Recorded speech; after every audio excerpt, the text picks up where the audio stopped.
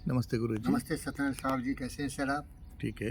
हम्म, आदमी के बारे में आपका सोच क्या है? सत्यनारायण भगवान जी, आप जानते हो, आप एक बहुत बड़े डॉक्टर हो और आप जानते हो कि आपके जो सबसे पहले महान व्यक्ति थे जिन्होंने एवोल्यूशन थ्योरी ऑफ एवोल्यूशन दिया, क्या नाम था उनका? Charles Darwin. Charles Darwin.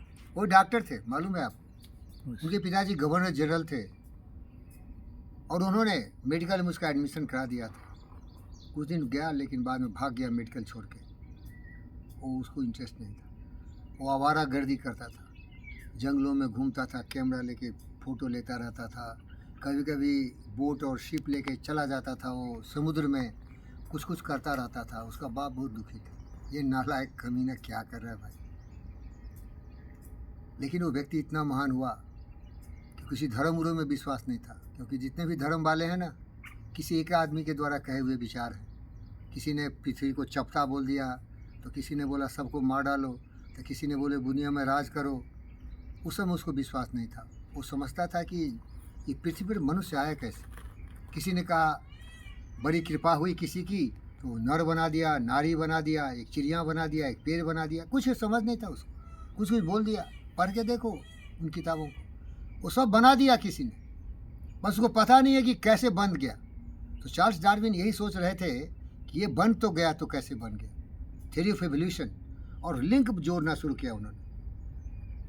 तो उन्होंने देखा कि पानी में सबसे पहले एक जीव पैदा हुआ, एक सेल वाला प्राणी, और धीरे धीरे उसका म्यूटेशन हुआ। क्या होता है बोलिए मेडिकल टर्म? ब्रिटिश।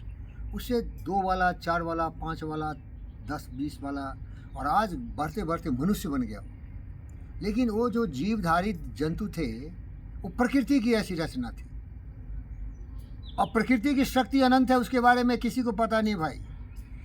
जो व्यक्ति कुछ नहीं समझता प्रकृति को, वो कुछ कुछ बोल देता है, भगवान है तो ये जीसस है तो क्या क्या है, उसके बारे में उसको पता है नहीं। उसको बारे में समझने वाले हमारे वैज्ञानिक हैं, जो समझते हैं कि प्रकृति ऐसे काम कैसे कर रही है। इसीलिए इसको बोलते हैं इन्फिनिट इंटेलिजेंस। उसकी बुद्धि के बारे में किसी को पता नहीं है। साधारण सा उदाहरण दे रहा हूँ कि मनुष्य जाति में जितना मेल है उतना फीमेल है। ये कैसे हो रहा है भाई? आप डॉक्टर, क्या आप ये सेक्स निर्धारित कर सकते हैं कि बच्चा मेल हो गया फेल होगा? नहीं। आप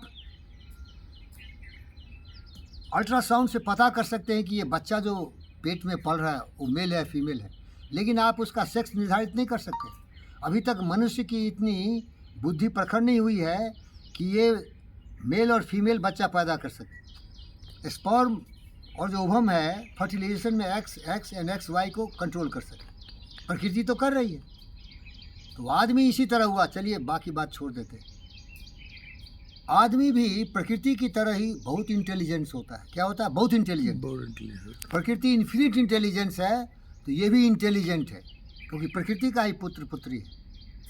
लेकिन इंटेलिजेंस का प्रयोग करना उस आदमी के जीवन की पद्धति को बताता है। एक इंटेलिजेंस को यूज करता है तो सोक्रेटिस होता है, अरिस्टोटल प्लेटो होता है, अब्राहम लिंकन होता है, गौतम सिद्धार्थ बुद्ध होता है, विवेकानंद होता है, क्योंकि अपनी बुद्धि का प्रयोग सही दिशा में किया, जो योग विद्या में कहा गया है, योग चित्तवृत्ति निरोधा। अपने चंचल मन को नियंत्रण कर लेना महान व्यक्तियों का ये सबसे बड़ा उत्तरदायित्व होता है। और ऐसे महान व्यक्ति बहुत कम होंगे, क्योंकि मन को नियंत्रण करना अलेक्जेंडर से भी ज़्यादा शक्तिशाली मनुष्य की आवश्यकता है। मन किसी के बस में आता ही नहीं, मन बहुत चंचल है। योग विद्या से इसको नियंत्रित किया जाता है, जिसे बुद्ध ने किया, विवेकानंद ने किया, अब्राहम लिंकन ने किया। वो उसी धुरी पर अपने मन को ले जाते हैं जिसमें समों का विकास होता है। सर्वे भवन्तु सुखिनः सर्वे सन्तु निरामयाः सर्वभद्राणि पश्यन्तु मा कश्चित् दुःखभाग् भवेत्। ये महान व्यक्ति जिन्होंने मन की शक्ति को, अपने बुद्धि और विवेक को अनुसंधान में, एरोप्लेन बनाने में, तरह तरह के आविष्कार करने में, आपको इलेक्ट्रिक लाइट देने में, आपको सेल फोन देने में, अनंत ऐसी हमारी उपलब्धियां हैं जिसमें जीवन लगा दिया। वो इंटेलिजेंस का इस तरह से उपयोग करते हैं। तो आदमी एक होता है 2 प्रकार का, एक सकारात्मक बुद्धि का सही प्रयोग करके धरती को दिखाओ। ये 2-4 बाइक, कार, भूत सब कुछ है। ये सेलफोन भी दिखाओ, सेलफोन दिखाओ, ये सेलफोन दिखाइए, आपका सेलफोन यहाँ पड़ा हुआ। ये बिल्डिंग दिखाइए, ये कब दिखाइए, ये सब मनुष्य के बुद्धि का प्रयोग है भाई। ये धरती पर कुछ नहीं था पहले। सब मनुष्य के बुद्धि से मनुष्य को जीवन को बेहतर करने के लिए इन्होंने आविष्कार किया। आज मनुष्य कितना सुरक्षित है आप देखिए, हर तरह से सुरक्षित है। ये एक तरह का मनुष्य होता है, एक तरह का आदमी होता है जिसका केवल उद्देश्य होता है to be useful, to be productive, to be creative, to be very very kind, compassionate, बहुत दयालु, बहुत यशस्वी, प्रतापी, मानवता के कल्याण के लिए हर क्षण हर पल जीता है। उसका जीवन है धरती को बेहतर बनाओ। जीव जंतुओं से प्यार करता है बुद्ध की तरह। और दूसरे विपरीत तरह का आदमी देखो जिसकी संख्या 99.9% है। क्या है? 19.9। मेजॉरिटी है वो दूसरा तरह का आदमी। उसके दिमाग में क्या रहता है? काम, क्रोध, मद, लोभ, मोह, ईर्ष्या, द्वेष, नफरत, नाराजगी। वो जंगली पशु की तरह होता है, क्योंकि बुद्धि तो उतना ही तीक्ष्ण उसका है। क्या शेर का पंजा और शेर का जबड़ा मजबूत नहीं होता है क्या? तो ये शेर की तरह जबराधारी है। सिखाया भी बहुत लोगों ने, जबरा है तुम्हारा शेर का, सबको मार के खा जाना। ये दुनिया में तुम राज करना, जंगली राज कर देना दुनिया को, यही हमारी शिक्षा है। इसीलिए देखो हिंदुस्तान इन जंगली जानवरों का शिकार हुआ। 1200 वर्षों तक ये आदमी खूंखार जंगली प्रवृत्ति से प्रेरित हिंदुस्तान को हड्डी पंचर चूसा, कुछ किसी तरह का नहीं छोड़ा ये। और हिंदुस्तान का आदमी भटक गया, अपनी सभ्यता संस्कृति को छोड़ दिया। जहाँ बुद्धि का सबसे बड़ा खजाना हुआ करता था, जहाँ ऋग्वेद की रचना हुई, जहाँ वसुधैव कुटुंबकम सर्वबंधु सुखिनः आत्मा सर्वभूतेषु की भाषा सिखाया गया, वो सब भूल गया। ये ठंका ठुंका करने लगा और बाहर वाले आके ठुक ठुक ठुक ठुक करने लगे। ये नालायक आदमी हिंदुस्तानी गुलाम हुआ 1200 वर्षों तक। क्यों बोल? ये आदमी यहाँ का पतित पाखंडी वही अभी भी राज कर रहा है, और जो सही कर रहा है उसके खिलाफ बात कर रहा है, उसको गाली गलौज कर रहा है। ये सकारात्मक नकारात्मक की लड़ाई चल रही भारत की भूमि में। एक आदमी है जो देश के लिए, दुनिया के लिए सोच रहा है, दूसरा है कि अपने परिवार के लिए, जाति के नाम पर, धर्म के नाम पर, मजहब के नाम पर। ये आदमी गद्दार, जिसकी संख्या मेजोरिटी है, ये बिकाऊ। एक बिजली फ्री कर दो तुम्हें वोट दे देगा, 5-10 रुपये दे दो तुम्हें वोट दे देगा। देश की चिंता नहीं, देश की फिक्र नहीं। तो आदमी समझ गया क्या होता है। एक आदमी होता है जो ज्ञानी होता है, दूसरा आदमी क्या होता है? जो स्वार्थी होता है। दो ही तरह का आदमी है। एक ज्ञानी जो दुनिया के लिए जीता है, लोग के लिए, पशु पक्षी जीव जंतु के लिए जीता है, और दूसरा क्या होता है? स्वार्थ के लिए जीता है। वो जंगली नरपिशाच है, वही जंगली भेड़िया है, सियार है, व्याघ्र है, शेर है, खून का प्यासा है, स्वार्थ के लिए जीता है, स्वार्थ के लिए मरता है। समझ रहे हैं क्या? तो आदमी दो तरह का है। इसीलिए ये जो मेजॉरिटी आदमी है वो आदमी का शत्रु है। उसी में आता है अलेक्जेंडर, वो भी जंगली जानवर था। दुनिया में खून की नदियाँ बहा दिया, सबको मार दिया जो उसकी बात नहीं सुना। हिटलर वही दोगला था। महाभारत में देखो दुर्योधन वैसा ही आदमी था। रावण देखो किसी की पत्नी के साथ संभोग करने के लिए सीता को अपहरण किया। तो इस तरह के दुरात्मा की संख्या ज़्यादा है मेरे भाई। तो आदमी से बच के रहना।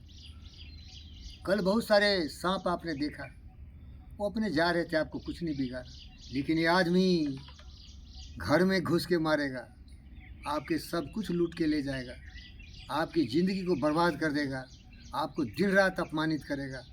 इसको क्या करना चाहिए? मुंह को थूर देना चाहिए। इस तरह सांप जब काटने आता है ना, तो उसके मुंह को थूर देना चाहिए। समझ रहे हैं क्या? जो हमारा योगी आदित्यनाथ कर रहा है। नहीं तो आदमी इतना खतरनाक होगा ना, तुम्हारे ऐसे संत मुनियों को बर्बाद कर देगा, ये जीने नहीं देगा। ये रावण करना था ना संत मुनियों के साथ खेल। पता है क्या? राक्षस प्रवृत्ति रामायण में रचना हुई है ना भाई।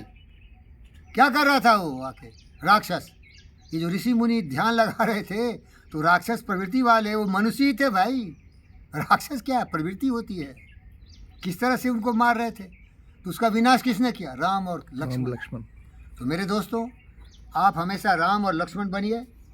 और वो जो हमारे राक्षसी प्रवृत्ति के लोग हैं, उनका मैं पैर छू के प्रार्थना करता हूँ, आप किसी भी महान व्यक्ति से कम नहीं हैं। रावण ज्ञानी कम नहीं था, लेकिन बुद्धि विपरीत दिशा में थी। अपने बुद्धि को योग विद्या से सही करिए, और आप भी उतने ही पूज्य हैं। आप भी महामानव हैं। अपने मानवता को जगाना है तो ज्ञान की ज्योति जलाओ। ओम भूर्भुवस्सुवः तत्सवितुर्वरेण्यम भर्गो भर्गो देवस्य देवस्य धीमहि धीमहि धियो यो न आपकी प्रचोदयात्। बुद्धि सही दिशा में जाएगी तो आप सभी महान ही महान हैं। तो दो प्रकार के आदमी नहीं होंगे, एक ही प्रकार के आदमी होंगे जो ज्ञानी होंगे। और इसको मैं समाप्त करता हूँ ये संस्कृत के श्लोक से। काव्य शास्त्र विनोदेनो कालो गच्छति धीमताम वसनेन चो मूर्खानाम निंद्रिया कलहेन व। ज्ञानी व्यक्ति हमेशा समाज को सुधारने, देश को तरक्की करने, मानवता के कल्याण के लिए क्षण क्षण अपना ज्ञान की दिशा में प्रयोग करके उसको बेहतर बनाते हैं। और मूर्ख जो है ना, वो सबको बर्बाद करने की हमेशा चेष्टा करते रहते हैं। तो मैं मूर्ख को मिटा देना चाहता हूँ। मूर्ख प्रोग्रामिंग है माइंड का, तो रॉन्ग प्रोग्रामिंग है भाई। काम क्रोध मद लोभ मोह ईर्ष्या द्वेष से मनुष्य ने अपने आप को रॉन्ग प्रोग्रामिंग कर। सभी मनुष्य है, शरीर तो मशीन है ना। तो मैं निवेदन करता हूँ ये धरती के जितने भी राष्ट्र हैं उनके राष्ट्राध्यक्षों से अपने बच्चों को अच्छा प्रोग्रामिंग करो। और सबसे बड़ा प्रोग्राम है हिंदुस्तान में, थोड़ा मांग लो बुद्ध का प्रोग्रामिंग, और यही प्रोग्रामिंग है सर्वे भवन्तु सुखिनः वसुधैव कुटुम्बकम् आत्मा सर्वभूतेषु। धन्यवाद।